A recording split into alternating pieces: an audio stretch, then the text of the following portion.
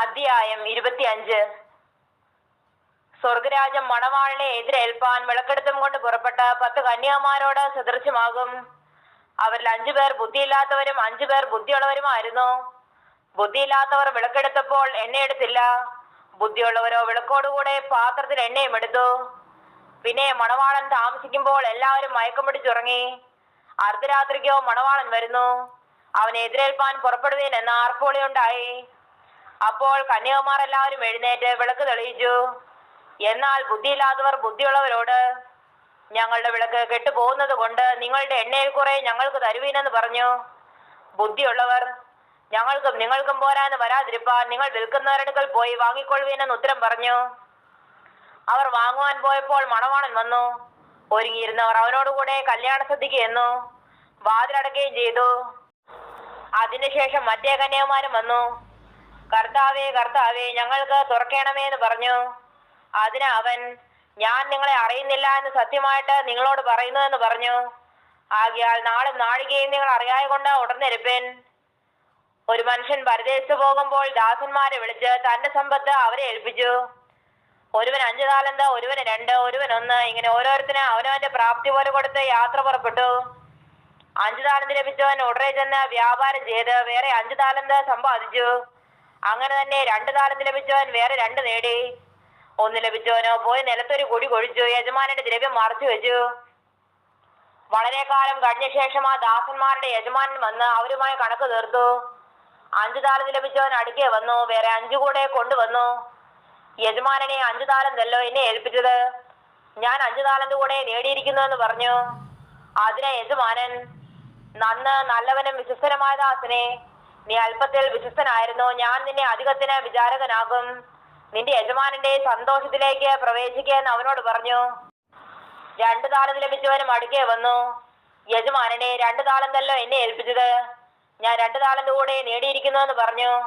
അതിന് യജമാനൻ, നന്ന് നല്ലവനും വിശ്വസ്തനുമായ ദാസനെ, നീ അല്പത്തിൽ വിശ്വസ്തനായിരുന്നു, ഞാൻ നിന്നെ അധികത്തിന് വിചാരകനാകും. നിന്റെ യജമാനന്റെ സന്തോഷത്തിലേക്ക് പ്രവേശിക്കുക എന്ന് അവനോട് പറഞ്ഞു. 1 താലന്ത് ലഭിച്ചവനും അടുക്കെ വന്നു. യജമാനനെ, നീ വിധിക്കാത്തയിടത്ത് നിന്ന് കൊയ്യുകയും എതിരാത്തയിടത്ത് നിന്ന് ചേർക്കുകയും ചെയ്യുന്ന കഠിന മനുഷ്യന്ന് ഞാൻ അറിഞ്ഞ് ഭയപ്പെട്ടു എന്ന് നിന്റെ താലന്ത് നിലത്ത് മറിച്ചു വെച്ചു, നിന്റേതാ എടുത്തുകൊള്ളുക എന്ന് പറഞ്ഞു. അതിന് യജമാനൻ ഉത്തരം പറഞ്ഞത്, ദുഷ്ടനും മടിയനുമായ ദാസനെ, ഞാൻ വിധിക്കാത്തയിടത്ത് നിന്ന് കൊയ്യുകയും വിതറാത്തയിടത്ത് നിന്ന് ചേർക്കുകയും ചെയ്യുന്നവനെന്ന് നീ അറിഞ്ഞുവല്ലോ. നീ എന്റെ ദ്രവ്യം പൊൻവാണിപ്പക്കാരെ ഏൽപ്പിക്കേണ്ടിയിരുന്നു. എന്നാൽ ഞാൻ വന്ന് എന്റേത് പലിശയോടുകൂടെ വാങ്ങിക്കൊള്ളുമായിരുന്നു. ആ താലന്ത് അവന്റെ പക്കൽ നിന്ന് എടുത്ത് 10 താലന്തുള്ളവന് കൊടുപ്പേൻ. അങ്ങനെ ഉള്ളവനെ അവനും ലഭിക്കും, അവന് സമൃദ്ധിയുമുണ്ടാവും. ഇല്ലാത്തവനോട് ഉള്ളതും കൂടെ എടുത്തു കളയും. എന്നാൽ കൊള്ളരുതാത്ത ദാസിനെ ഏറ്റവും പുറത്തുള്ള ഇരുട്ടിലേക്ക് തള്ളി കളവൻ, അവിടെ കരച്ചിലും പല്ലുകടിയും ഉണ്ടാവും. മനുഷ്യപുത്രൻ തന്റെ തേജസ്സോടെ സകല വിശ്വദൂതന്മാരുമായി വരുമ്പോൾ അവൻ തന്റെ തേജസ്സിന്റെ സിംഹാസനത്തിൽ ഇരിക്കും. സകല ജാതികളെയും അവന്റെ മുമ്പിൽ കൂട്ടും. അവൻ അവരെ ഇടയൻ ചെമ്മരാടുകളെയും കോലാടുകളെയും തമ്മിൽ വേർതിരിക്കുന്നത് പോലെ വേർതിരിച്ച് ചെമ്മരാടുകളെ തന്റെ വലത്തും കോലാടുകളെ ഇടത്തും നിർത്തും. രാജാവ് തന്റെ വലത്തുള്ളവരോട് അരുളി ചെയ്യും, എന്റെ പിതാവിനാൽ അനുഗ്രഹിക്കപ്പെട്ടവരെ, വരുവൻ, ലോകസ്ഥാപനം മുതൽ നിങ്ങൾക്കായി ഒരുങ്ങിയിരിക്കുന്ന രാജ്യം അവകാശമാക്കിക്കൊള്ളുവൻ. എനിക്ക് വിശന്നു, നിങ്ങൾ ഭക്ഷിപ്പാൻ തന്നു, ദാഹിച്ചു, നിങ്ങൾ കുടിപ്പാൻ തന്നു. ഞാൻ അതിഥിയായിരുന്നു, നിങ്ങൾ എന്നെ ചേർത്ത് കൊണ്ടു. നഗ്നനായിരുന്നു, നിങ്ങൾ എന്നെ ഉടുപ്പിച്ചു. രോഗിയായിരുന്നു, നിങ്ങൾ എന്നെ കാണുവാൻ വന്നു. തടവിലായിരുന്നു, നിങ്ങൾ എന്റെ അടുക്കൽ വന്നു. അതിന് നീതിമാന്മാർ അവനോട്, കർത്താവെ, ഞങ്ങൾ എപ്പോൾ നിന്നെ വിശന്ന് കണ്ടിട്ട് ഭക്ഷിപ്പാൻ തരികയോ ദാഹിച്ചു കണ്ടിട്ട് കുടിപ്പാൻ തരികയോ ചെയ്തു? ഞങ്ങൾ എപ്പോൾ നിന്നെ അതിഥിയായി കണ്ടിട്ട് ചേർത്ത് കൊള്ളുകയോ നഗ്നനായി കണ്ടിട്ട് ഉടുപ്പിക്കുകയോ ചെയ്തു? നിന്നെ രോഗിയായിട്ടോ തടവിലോ എപ്പോൾ കണ്ടിട്ട് ഞങ്ങൾ നിന്റെ അടുക്കൽ വന്നു എന്ന് ഉത്തരം പറയും? രാജാവ് അവരോട്, എന്റെ ഏറ്റവും ചെറിയ സഹോദരന്മാരിലൊരുത്തിന് നിങ്ങൾ ചെയ്തിടത്തോളം എല്ലാം എനിക്ക് ചെയ്തു എന്ന് ഞാൻ സത്യമായിട്ട് നിങ്ങളോട് പറയുന്നു എന്ന് അരുളി ചെയ്യും. പിന്നെ അവൻ ഇടത്തുള്ളവരോട്, ശപിക്കപ്പെട്ടവരെ, എന്നെ വിട്ട് പിശാചിനും അവന്റെ ദൂതന്മാർക്കും ഒരുങ്ങിയിരിക്കുന്ന നിത്യാഗ്നിയിലേക്ക് പോകുവൻ. എനിക്ക് വിശന്നോ, നിങ്ങൾ ഭക്ഷിപ്പാൻ തന്നില്ല. ദാഹിച്ചു, നിങ്ങൾ കുടിപ്പാൻ തന്നില്ല. അതിഥിയായിരുന്നു, നിങ്ങൾ എന്നെ ചേർത്തുകൊണ്ടില്ല. നഗ്നനായിരുന്നു, നിങ്ങൾ എന്നെ ഉടുപ്പിച്ചില്ല. രോഗിയും തടവിലുമായിരുന്നു, നിങ്ങൾ എന്നെ കാണുവാൻ വന്നില്ല എന്ന് അരുളി ചെയ്യും.